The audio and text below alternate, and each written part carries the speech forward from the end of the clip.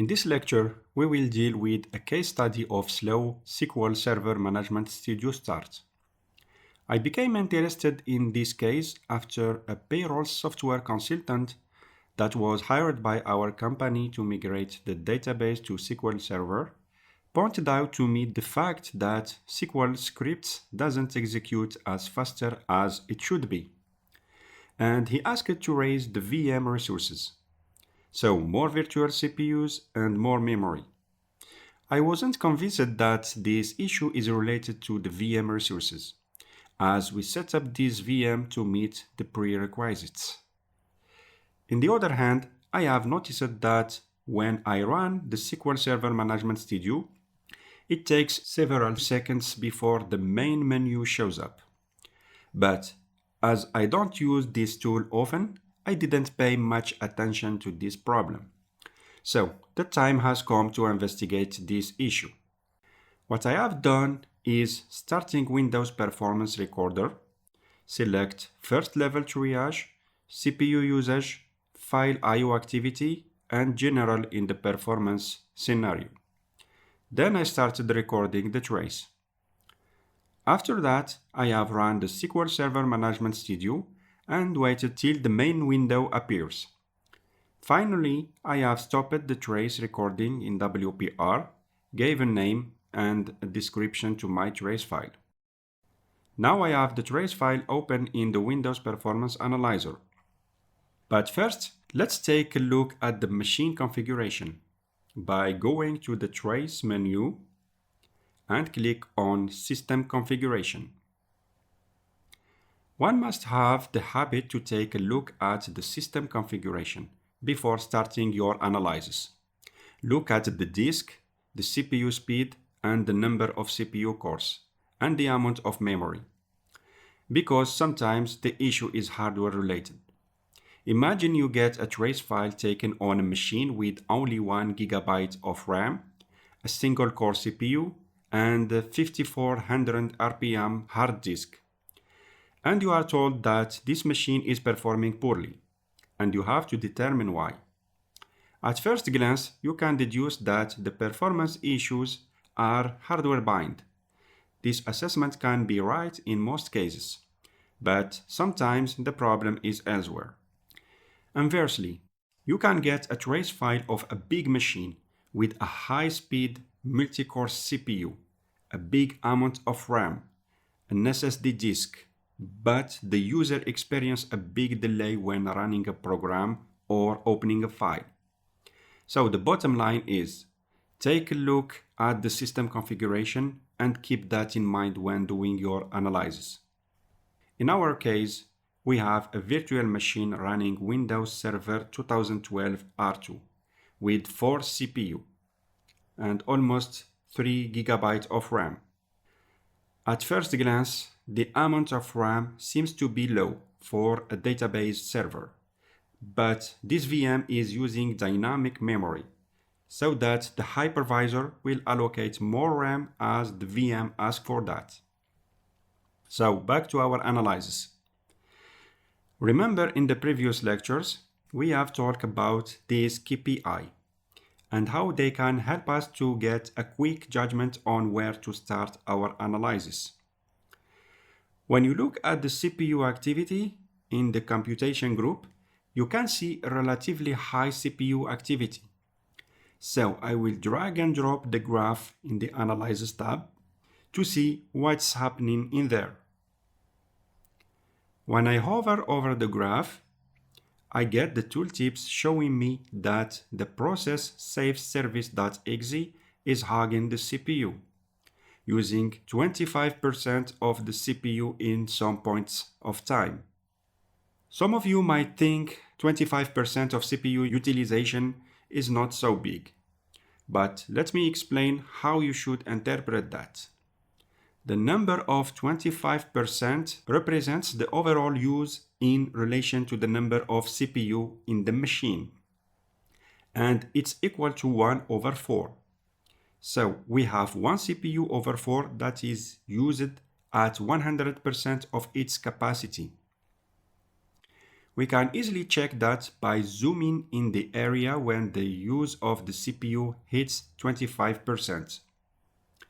Next, I will select Utilization by CPU graph. You can see in the series area that there are effectively 4 CPU.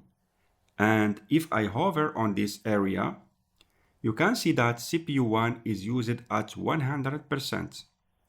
And if I zoom one more time,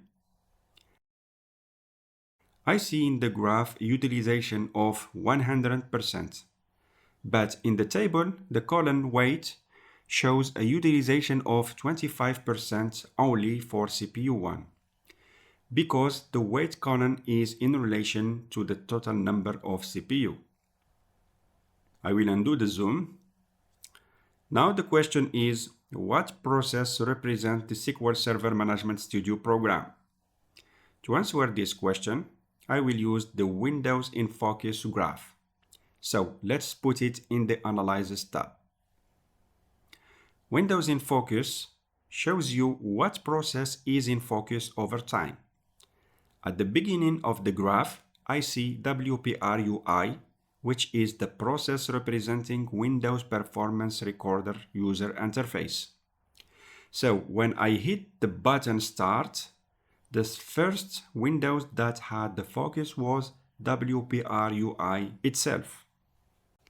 Then I see Explorer.exe. And this is when I switched over the Start menu to run my app. And next I have SSMS.exe process, which is the process name of SQL Server Management Studio program. What is handy is I can get from here the thread ID that ran the graphic user interface, which I will focus my analysis on.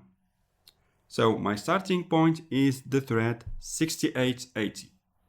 As I am facing a delay issue, the more indicated graph to use in this situation is the CPU usage precise graph.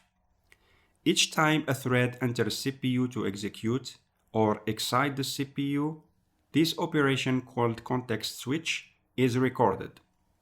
These information include the time when the thread switch in or switch out, the functions called stacks, the amount of time the thread was running, and so on. So before beginning our analysis, let's take a look at the table and the role of each column.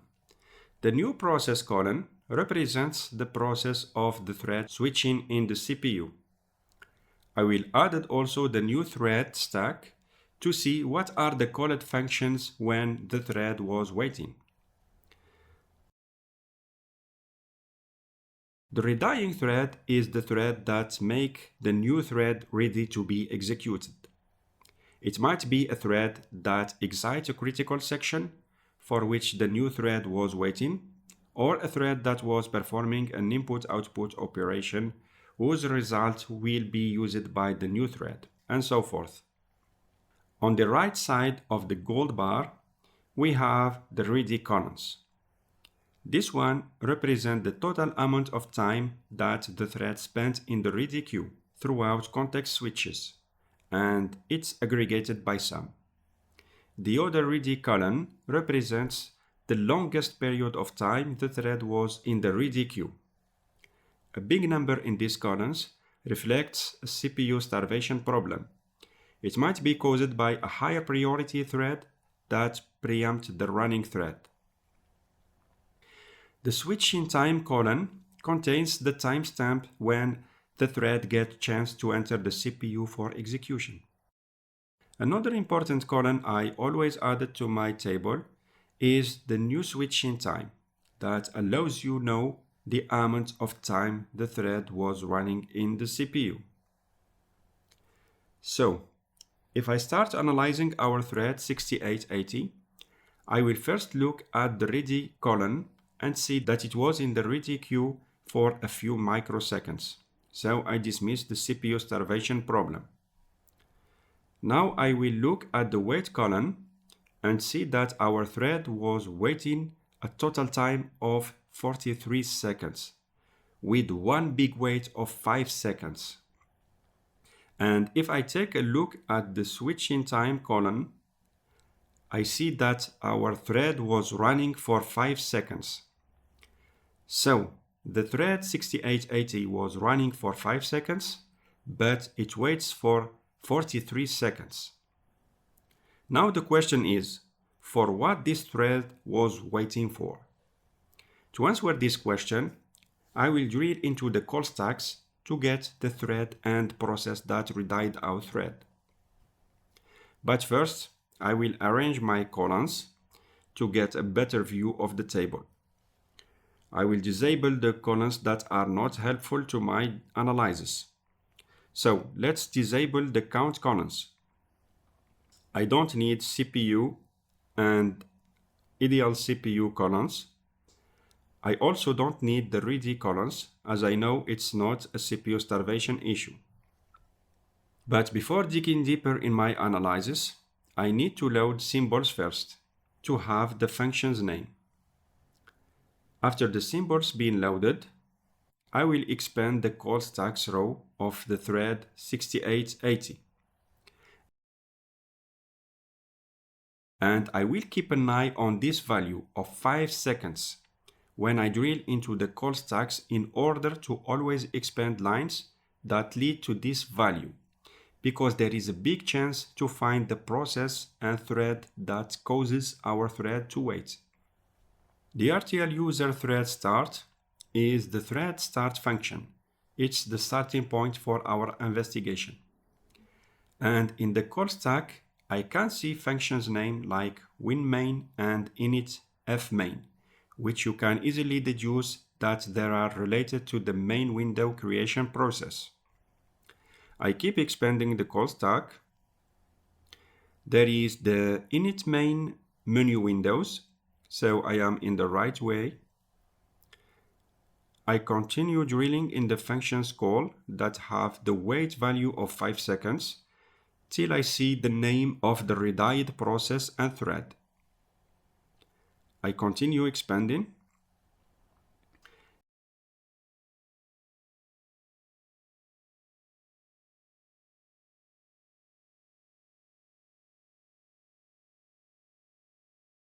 Here we go.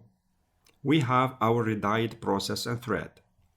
The process that probably causes our thread to wait 43 seconds is save-service.exe. Now I have to identify this process and which program it represents. You can find all those information in the images graph that I will drop in a new analysis tab. Let's rename the tab Images, and I will select the lifetime by process image view to get the list of all processes captured in the trace.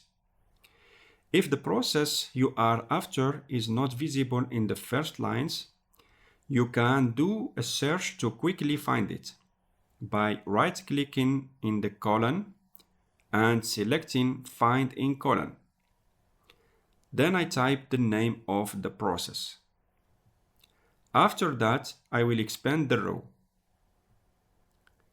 The column image name contains the DLLs and others files directly mapped to the process address space. Usually you can find the exe file at the end. So we got it. Save-service.exe and is located under Program Files x86 Antivirus. I have blurred the editor name for privacy purpose. So without going further, I know that is the antivirus. But sometimes it's not so obvious and you need to grab more details you can find in the file description column. And also the file version column is important in case you want to know if this is the latest software version that is running in the system.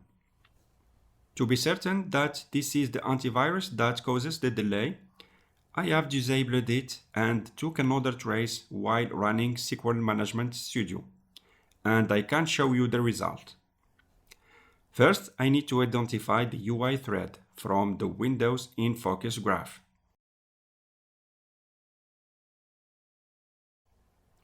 It's thread 960. Next, from CPU usage graph, let's see the execution duration of this thread. It took only 4 seconds to the thread to display the main window. Now that I know that SQL Server Management Studio is being delayed by the antivirus, I will try to know what the antivirus is doing that causes SQL Server Management Studio to be delayed. For that, I will expand the antivirus thread 9704 call stack. And you can see that we can't get function's name because of lack of symbols.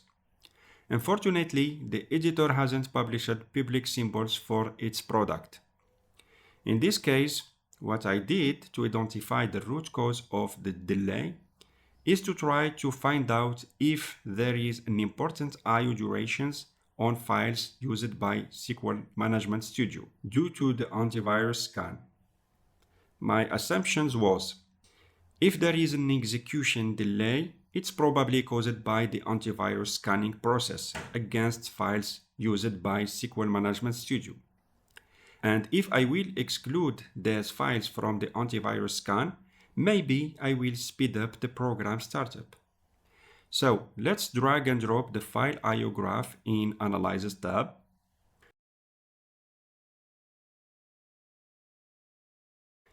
And I will choose the duration by process thread type view.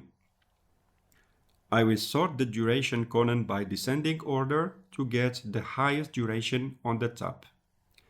And I need to see the file path column. Now, let's examine duration by thread. The first thread consumed 51 seconds reading the USN journal. USN journal stands for Update Sequence Number Journal. It provides a persistent log of all changes made to files on the volume. As files, directories, and other NTFS objects are added, deleted, and modified, NTFS enters records into the USN change journal. Program can consult the USN change journal to determine all the modifications made to a set of files. It's used by backup programs to decide whether or not to include a file in the incremental or differential backup process. The antiviruses also use the USN journal to decide whether to scan or not a file, depending on the changes happened since the last scan. This can increase the efficiency of the antivirus since it will not scan automatically each file. The thread 660 consumed 13 seconds reading files. In the file path column, we have the details of files read, and most of them are under C, Windows, Assembly, Native Images, blah blah blah. And they end with ni.dll. Even if I scroll down, you can see the same kind of file ending with ni.dll.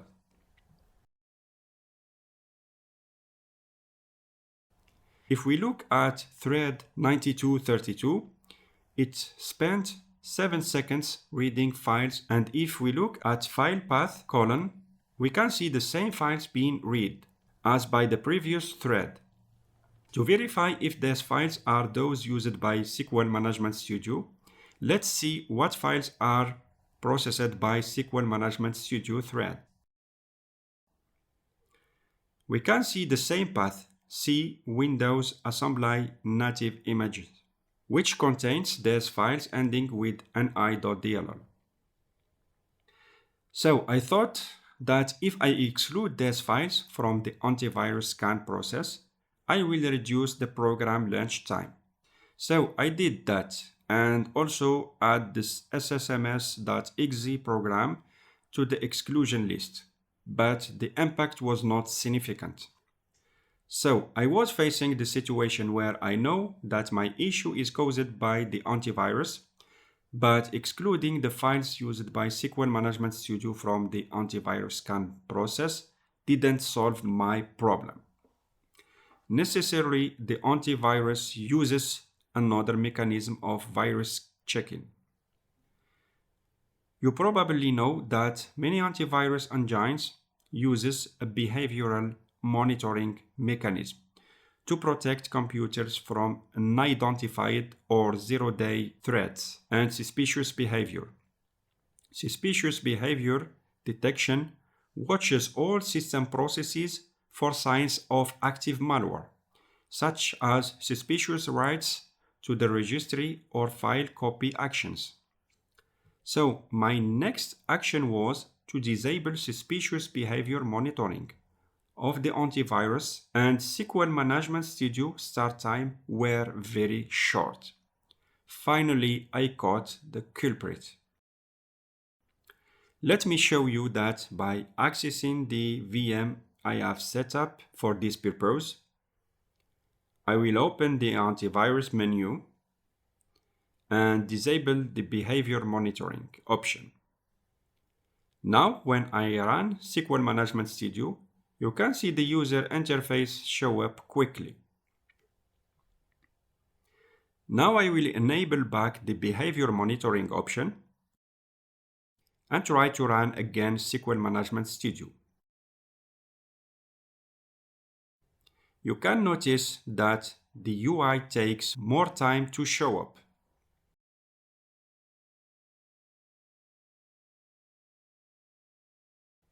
Well, the question I asked myself is, disabling the behavior monitoring, is it a good solution? Because the antivirus do not offer the option to add some programs to a sort of a threat list so that the behavior monitoring will not apply to these programs or applications. If I disable the behavior monitoring option, certainly the antivirus will continue protecting the system against well-known threats. But I will slash its functionalities and there is a risk for the system to be infected by unidentified threats or a zero-day threats. In a production server, you can't take this risk. So what I did is to let the behavior monitoring option enabled, as the SQL Management Studio is not used every day. So it doesn't bother too much. What I have did also is sending an email to the antivirus editor support to report them this issue. I have joined to my email the trace file and the steps I have followed through to reach this conclusion.